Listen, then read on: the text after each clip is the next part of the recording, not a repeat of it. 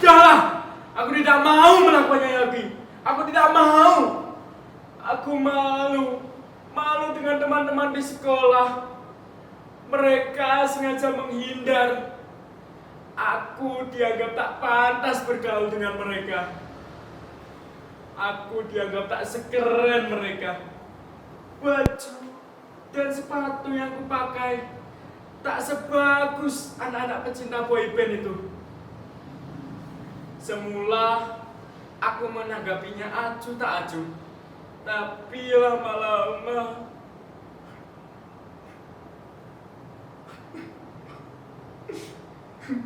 Liga, Kiki dan Eza, mereka menghilang dari peredaran.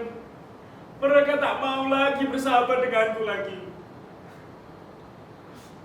Apa arti gelang ini? Tak berguna. Ya mak, sebentar. Obat yang mak pesan sudah Ai beli di warung. Sebentar ya mak.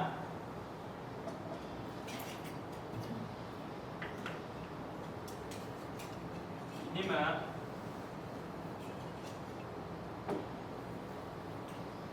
Emak sedang sakit. Sudah sebulan ini. Aku belum sanggup membawanya ke dokter. Kata orang, biaya ke dokter itu mahal. Apa? BPJS? Dari mana kami bisa membayar setiap bulannya? Kata Bu Siti yang bekerja di puskesmas pernah bilang, jika iuran BPJS tak dibayar atau menunggak, terancam akan terkena denda. Ya sudahlah, orang susah dilarang sakit. Itulah mengapa sudah 1 bulan ini aku membantu emak untuk mencari koran, karton, dan botol bekas di warung-warung dan toko. Tak jarang aku memungut sampah yang sengaja dibuang sembarangan oleh orang. Aku tak habis pikir, kenapa orang-orang membuang sampah sembarangan. Tidakkah mereka tahu bahwa tindakan mereka dapat merusak bumi yang kita tinggali ini? Sejak bapak meninggal 5 tahun lalu, emaklah yang mencari nafkah untuk menyambung hidup. Sempat menjadi buruh cuci dengan upah seikhlasnya. Tapi upah emak yang kecil tak sebanding dengan resiko yang dihadapinya.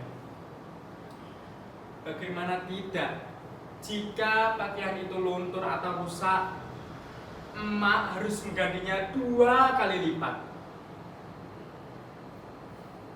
Lambat laun, tenaga emak berkurang. Tak kuat lagi mencuci, emak akhirnya memilih menjadi pemulung. Dalam sehari, emak bisa mengumpulkan 10-15 kg. Sampah-sampah yang terkumpul nantinya akan dijual dengan harga Rp3.000 per kilogramnya. Tak banyak uang yang dibawanya ke rumah, tapi cukuplah untuk membeli beras, lauk pauk, dan sedikit jajan untukku. Panas, terik matahari tak pernah menyurutkan semangat emak. Emak terus berusaha untuk memenuhi kebutuhan sekolahku. Emak ingin sekali aku menjadi guru. Menjadi guru adalah cita-cita emak dulu. Ai, bagaimanapun pedihnya hidup, ingatlah kamu masih punya Tuhan. Jangan menyerah untuk menggapai cita-cita. Begitu pesan emak. Saat ini emak sedang sakit keras. Sampah-sampah inilah yang menyelamatkan hidup kami. Pepatah bilang, sampah 1 orang adalah harta bagi orang lain.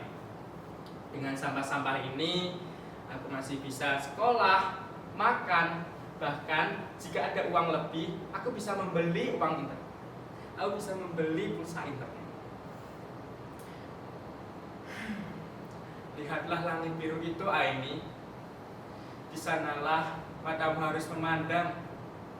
Apa yang kau lakukan akan menjadi cahaya bagi orang di sekitarmu. Berapa ton sampah yang kau dan emak selamatkan? Jika tidak, sampah-sampah itu akan menguburmu. Oh iya,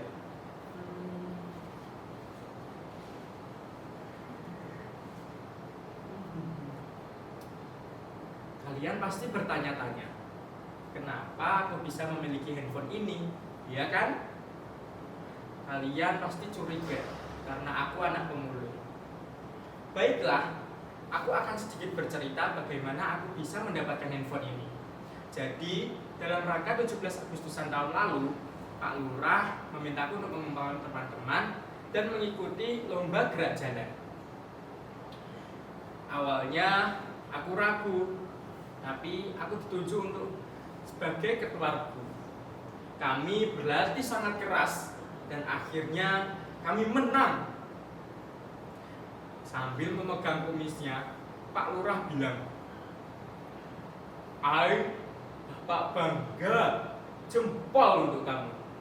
Tunggu bonus dari Bapak ya." Hehehe. Nah, dari situlah asal usul handphone ini. Handphone ini adalah pemberian dari Pak Lurah. Kalian masih belum percaya? Baiklah, aku akan menunjukkan bagaimana aku menjadi ketua regu. Siap, gerak! Hormat, gerak! Tegak, gerak!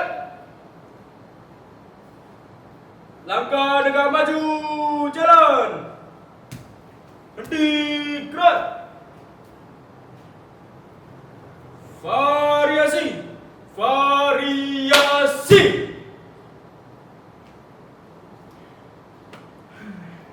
Hari ini cuaca sangat cerah.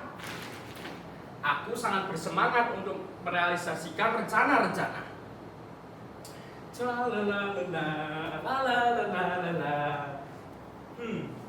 Sekarang tanggal berapa ya? 17. Emak mengizinkanku untuk digunakan sebagai tempat galeri dan tempat pelatihan. Di sini nantinya akan terpajang rapi sampah-sampah hasil daur ulang. Tapi tunggu sebentar. Bagaimana kalau kursi ini kita pindahkan di sudut sebelah kanan? Nah, seperti ini. Bagaimana menurut kalian? Cocok? Bilang saja kalau tidak cocok. Ya sudah, kita geser sedikit. Seperti ini. Aku akan mengajak tetangga dan teman-teman sekampung untuk bergabung dalam mendaur ulang sampah-sampah ini. Tapi sebenarnya ada yang mengetuk. Ya Pak, sebentar. Ya, terima kasih Pak. Sampah ini saya terima ya Pak. Jauh-jauh Bapak datang kemari. Terima kasih banyak ya. Semoga toko Bapak laris terus. Nah, sejak saat itulah aku tidak lagi memungut sampah di toko-toko dan warung. Mereka akan senang hati mengantarnya kemari. Semua orang di lingkungan ini akhirnya memiliki kesadaran untuk memilah sampah. Berarti ini suatu kemajuan. Aku baru saja mengantarkan emak pergi berobat.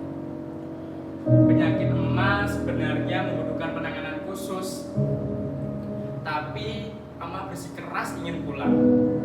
Dokter pun juga tak begitu jelas menerangkan apa penyakitnya. Dia hanya menjelaskan kapan emak harus meminum obat dalam sehari. Dalam perjalanan pulang, emak berbisik kepadaku, "Hai, Emak bangga sama kamu. Kamu adalah pahlawan emak. Mataku sangat berkaca-kaca. Aku membalas ucapannya. Ai bangga sama emak. Bagaimanapun, emak adalah pahlawan sesungguhnya. Terima kasih Tuhan telah mengembalikan hari-hari baik kepadaku.